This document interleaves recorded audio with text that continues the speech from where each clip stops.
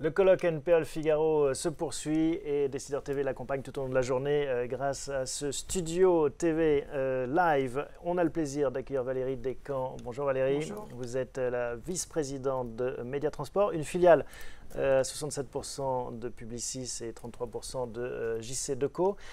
Première régie des transports dans l'Hexagone avec 200 millions de chiffre d'affaires, une croissance de 4% l'année précédente. 100 000 emplacements, c'est ça? Je ne me trompe pas sur les chiffres. 100 000 emplacements publicitaires, oui. Pourquoi est-ce que ces groupes ont décidé de faire une régie dédiée au transport? Il y a une spécificité particulière? Disons que c'est un environnement très particulier parce que bon, ce sont des endroits où effectivement les flux sont gigantesques, où la sécurité est extrêmement importante à respecter. Et oui, c'est une spécialité parce que on prend les transports pas pour les mêmes raisons que quand on va dans un centre commercial. Donc je dirais que les motivations, le driver entre guillemets des gens qui prennent le transport sont assez connus, même si c'est en train d'évoluer en ce moment, parce que les lieux de transport évoluent eux-mêmes. Ils deviennent des lieux tiers. La gare Saint-Lazare, par exemple, en est le parfait exemple. Avec tout un écosystème de commerçants. Enfin, de centres commerciaux qui en fait s'organisent à l'intérieur des lieux de transport pour en fait transformer ces lieux de transport en lieux tiers, dans des lieux de vie. Les lieux tiers, c'est quoi? C'est des lieux où on fait des ses courses, où on se divertit? Voilà, exactement, où on fait ses courses, effectivement, où on peut... Avant de rentrer chez soi en train. Voilà, passer à la FNAC, acheter... son parfum chez Yves Rocher, bon voilà, après ça dépend de ses aspirations. Comment ça va le business en ce moment dans un contexte économique qui est celui qu'on connaît, hein, pas toujours facile? Qu'est-ce que vous observez je le dis avec beaucoup de discrétion parce que je sais que les périodes sont très compliquées. Écoutez, nous on s'en sort plutôt très bien.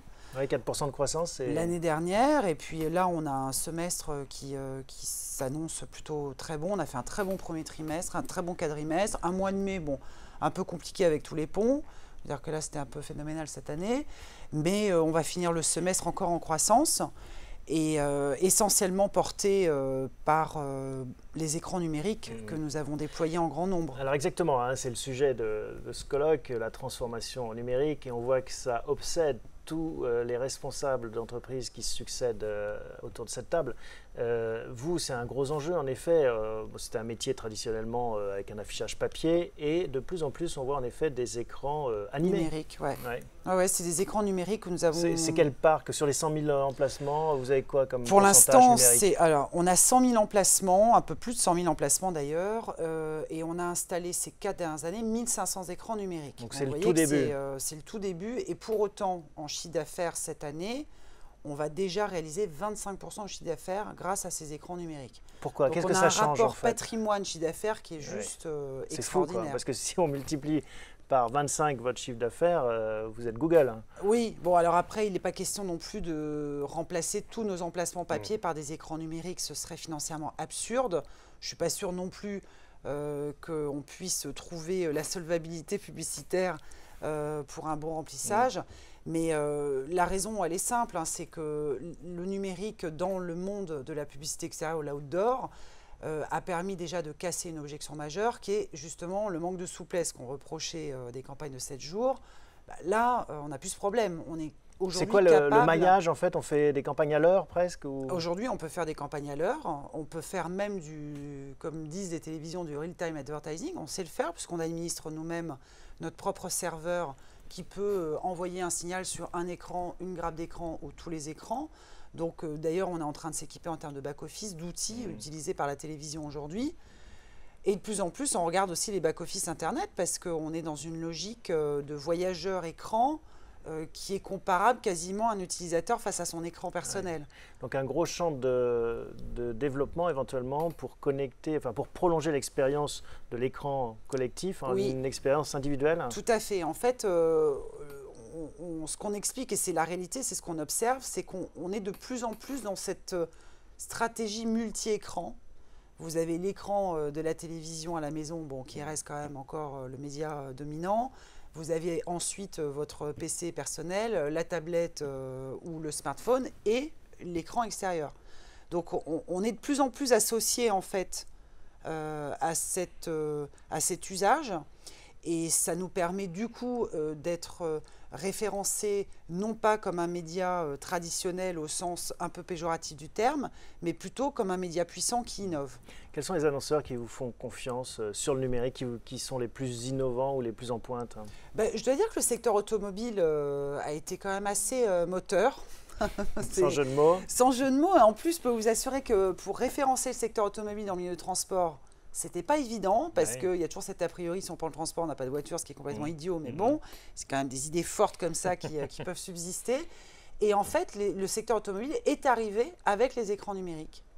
Et on a fait des opérations avec Volkswagen ou même Citroën qui permettent quasiment d'avoir le tableau de bord d'une voiture, puisque ça a été les premiers à nous faire confiance sur le module live, c'est-à-dire qu'on est capable aujourd'hui sur nos écrans de diffuser en temps réel le fil Twitter, par exemple, le hashtag Twitter. Ça ne se vend pas 25 fois plus cher quand même, parce que ça représente 25% de votre chiffre d'affaires pour à peu près un peu plus d'1% de... Non, ça ne se vend pas 25 fois plus cher, ça se vend quand même plus cher parce que, notamment, quand on a des demandes sur « je veux tel jour de telle heure à telle heure », où là, bon, ça nécessite un média planning et des tranches horaires comme dans d'autres médias qui valent plus cher que d'autres. Ouais, donc vous pouvez piloter de façon plus fine. Complètement. Bon, par contre, on a aussi des annonceurs qui nous achètent en full time, donc l'équivalent du floating, où là on est sur des ratios comparables, mais surtout sur un écran on peut diffuser plusieurs campagnes. Ouais. Donc c'est là où on retrouve des ratios intéressants. Et votre taux de conversion, votre objectif, parce qu'on disait que vous aviez 1500 à peu près points numériques, c'est quoi l'objectif pour 2015 que vous fixez ? C'est un petit peu dur de donner des chiffres comme ça, mais intuitivement, on pense qu'on a une capacité déjà à doubler ce parc d'ici à 5 ans, sachant que ce sont des gros investissements. Hein, ça coûte très cher. Ça coûte cher, le matériel coûte cher. Combien coûte un écran numérique Les prix sont en train de baisser d'ailleurs, mais on est plutôt sur une machine brute autour des 10 000 euros. Ouais, donc c'est un investissement au départ. Oui, surtout qu'il faut rajouter à cela l'intégration, parce que justement, on ne peut pas installer un écran Samsung, en l'occurrence, dans notre environnement sans protection, parce que justement, il y a du vandalisme, il y a énormément de poussière, il y a des écarts de température dingues. Donc, en général, on est du simple au double, voire au triple, en prix final, pour installer. Donc, ce sont des investissements assez lourds, mais pour autant, là, ça fait... On a commencé le déploiement, le retour sur investissement est avéré, donc on va continuer. Bon, bah voilà, on va suivre cette aventure de Média Transport avec vous. Merci Valérie de nous avoir rendu visite, à bientôt.